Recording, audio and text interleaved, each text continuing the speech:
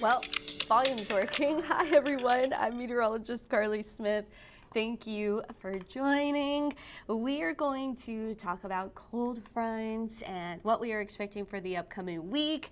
And so the first thing, we're going to just dive right into our cold front headlines. So the next front looks to be over the weekend, so it might impact your weekend plans.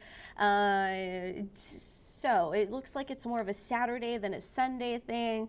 80s Friday and Saturday, 60s on Sunday.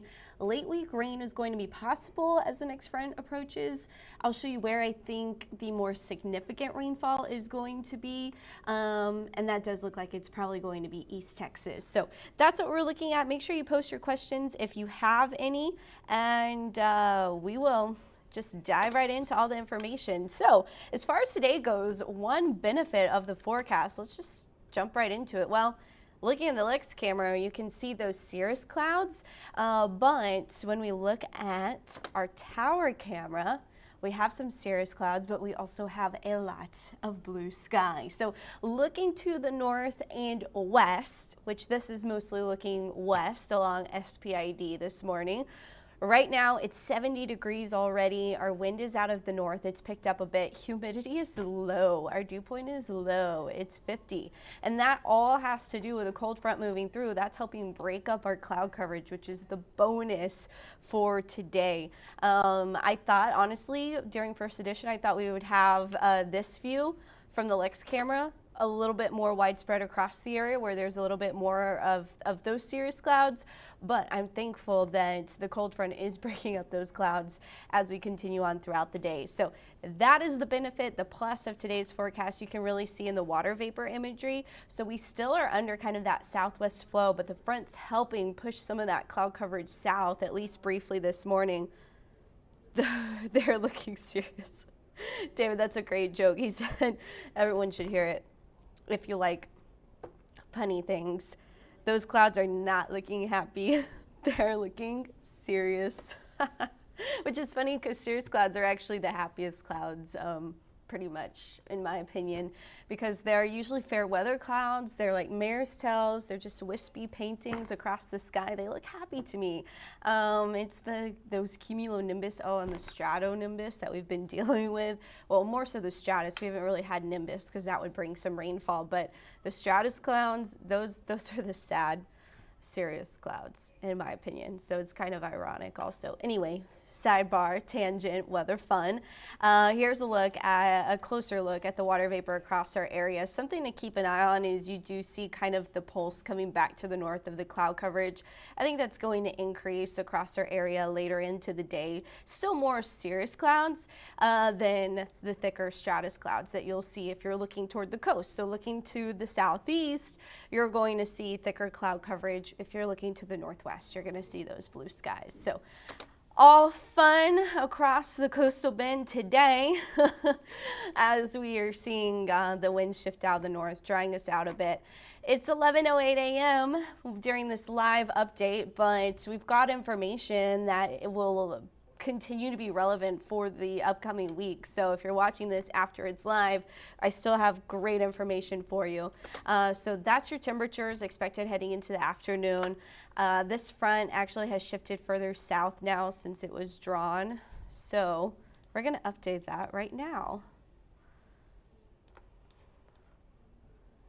And that's why our cloud coverage has pushed south.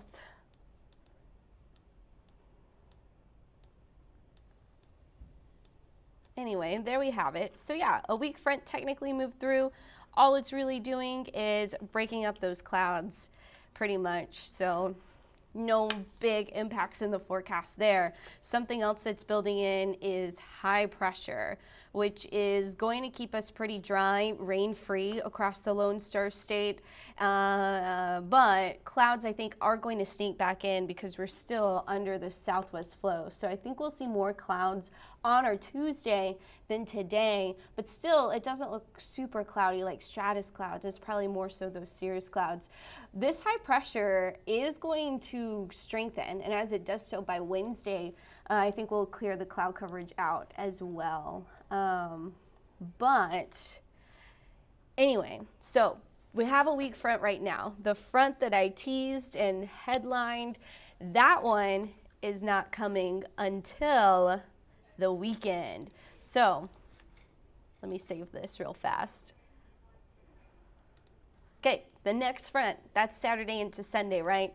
We're talking a high around 81 on Saturday, 63 on Sunday, so nearly a 20-degree temperature difference. Those details will be fine-tuned throughout the upcoming week, but just a heads up, 20-ish degree difference is looking possible Saturday into Sunday.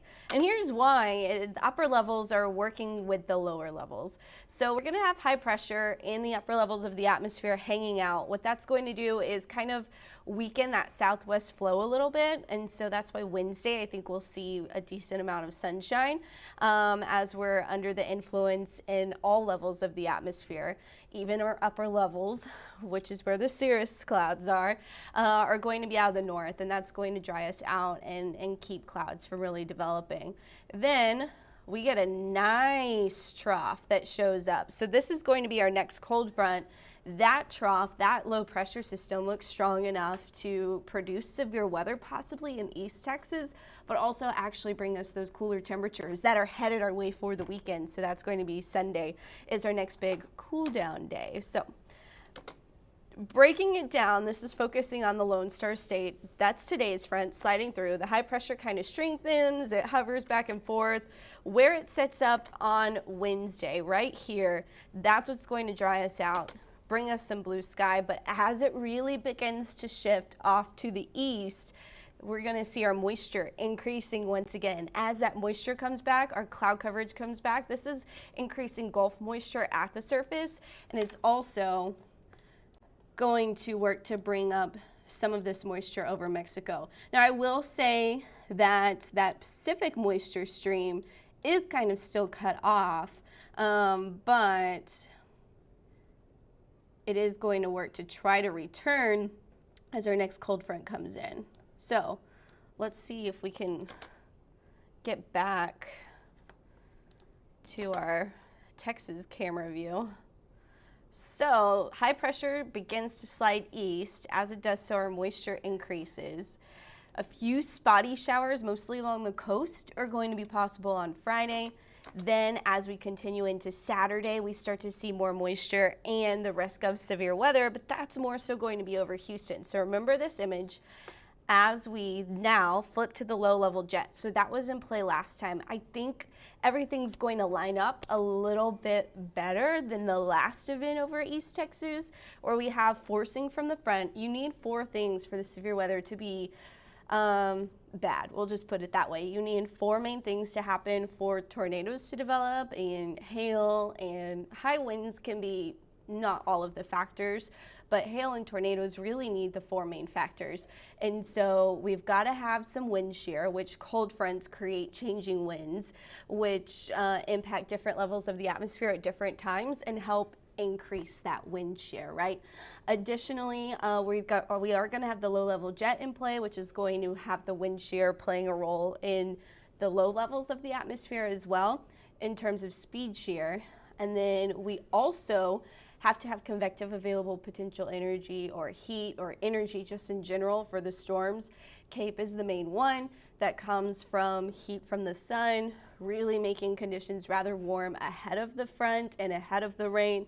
And then additionally, we've got to have moisture. So we've got the moisture and the low-level jet is going to be pumping once again. So you can see with the high pressure in place, all of that energy is to our north. But once we get that low to come in, the low-level jet, it's a little disorganized, honestly, now that I'm looking at it a little bit closer. But it's going to be, instead of a southwest boost in the low-level jet, it's just increasing with that northwest flow, actually, which is a little different. That doesn't always necessarily lead to severe weather this way, but it is indicating that we're going to have some strong winds. And so that's going to be Saturday evening, it looks like, as the front moves in, is kind of a key target frame from there.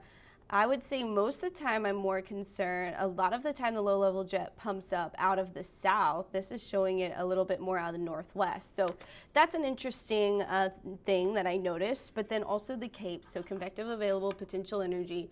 Now this is a long range model, but it is showing it starting to increase on Friday as the front is approaching. Friday is not the day we're worried about yet. It's going to be Saturday. So this is still a low amount of CAPE. We're not getting the yellows, the oranges, and the reds Saturday afternoon.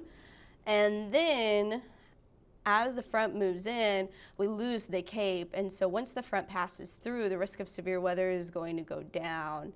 But there is some CAPE Saturday afternoon out ahead of the front with the low level jet kicking with some wind shear. So anyway, this area where the darker green is showing up from Houston to kind of Texarkana, that's kind of an area that the National Weather Service or the Storm Prediction Center is already monitoring even 6 days out for the potential of severe weather. So there's not the marginal slight enhanced risk issue yet. That comes 3 days out. But there is a target zone for this area will probably have some sort of severe weather 6 days out, which is pretty far in advance to be worried about it, and they are. So that's just important.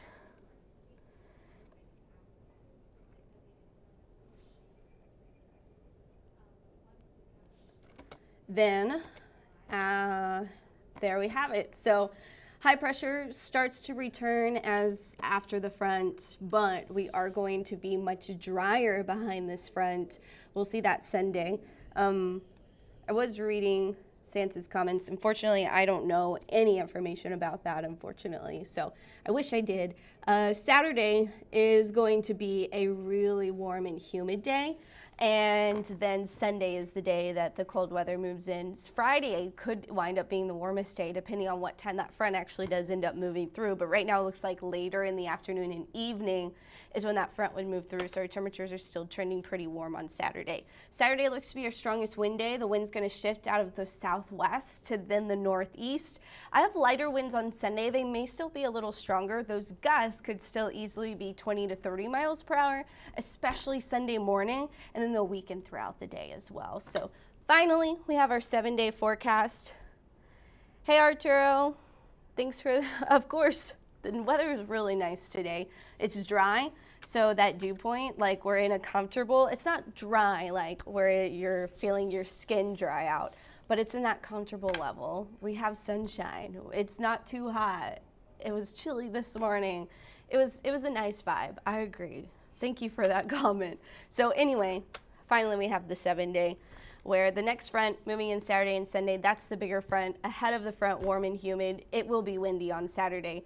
Winds are light if you do want to do some fishing, kayaking. Monday, Tuesday is the day to do it. Unfortunately, it's the work week. So if you are on a regular schedule, not the best timing because the weekend looks a little bit more chaotic weather-wise. But that's all we got. So thank you guys for watching this live update. We're going to go ahead and end it and say goodbye and have a terrific week. Once again, I'm Meteorologist Carly Smith. This is our app that you can download if you haven't already. Thank you.